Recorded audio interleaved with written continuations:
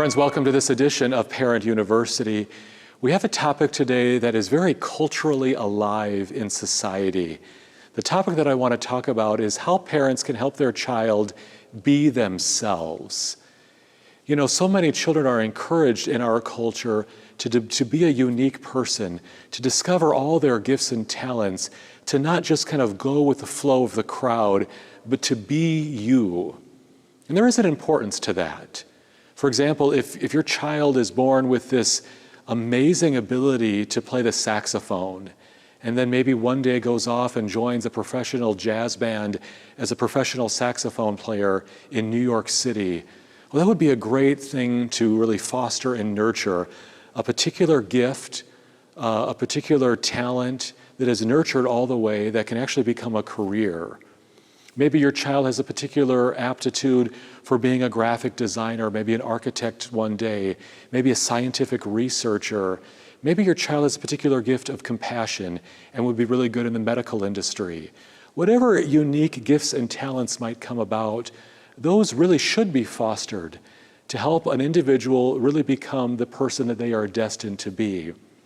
And yet we always recognize that all these gifts and talents, these unique attributes, or even these goals and aspirations that someone might have, these are all coming from one place, God.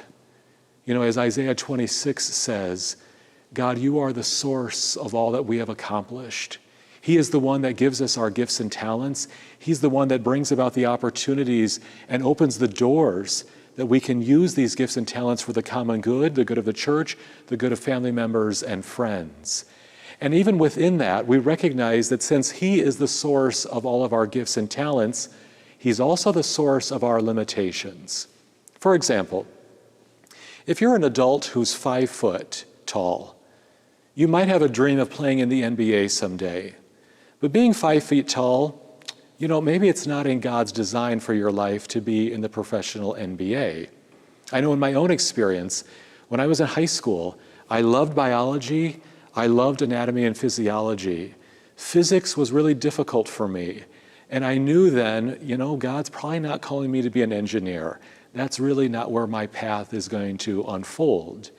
And I could accept that God did give me some gifts and talents, but God also provided some limitations, which actually helps close certain doors so that we go through the right door, pursuing the right mission, the right vocation, the right destiny that God has given for us.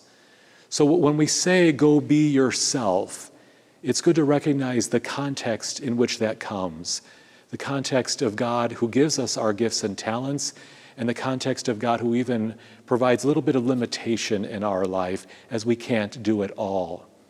But also with that, when we say to a child, go be yourself, go do you, we also recognize that that comes with the much broader spectrum of realizing that we are part of a bigger society and a bigger world, that it's not just an individual desire, an individual whim that keeps us going in life, that we must see ourselves as part of a human family, a human community, and even a divine community.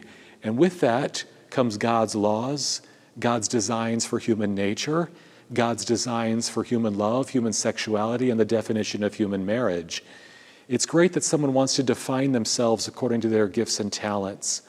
But when they say, I'm going to just be me, I'm going to find myself and do it my way, they have to humbly, very humbly recognize that everything they are, even the air that they breathe and the breath of their lungs, comes from God, our Creator, comes from God, our Redeemer and Savior, who is calling us closer to Himself according to the destiny, the mission, and the vocation that He has for you and that He has for me. It's great to discover your own path. It's great to develop, foster, and nurture the gifts and talents that God has given us.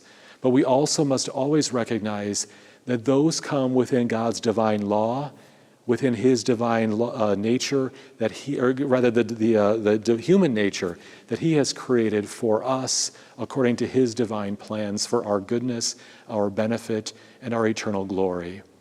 So these are just a few thoughts on how we can balance a very individualistic culture that also must see itself within the greater scheme and designs of God. If you have any questions or want to discuss this further, don't hesitate to give me a ring. And thanks for tuning in for this edition of Parent University. God bless.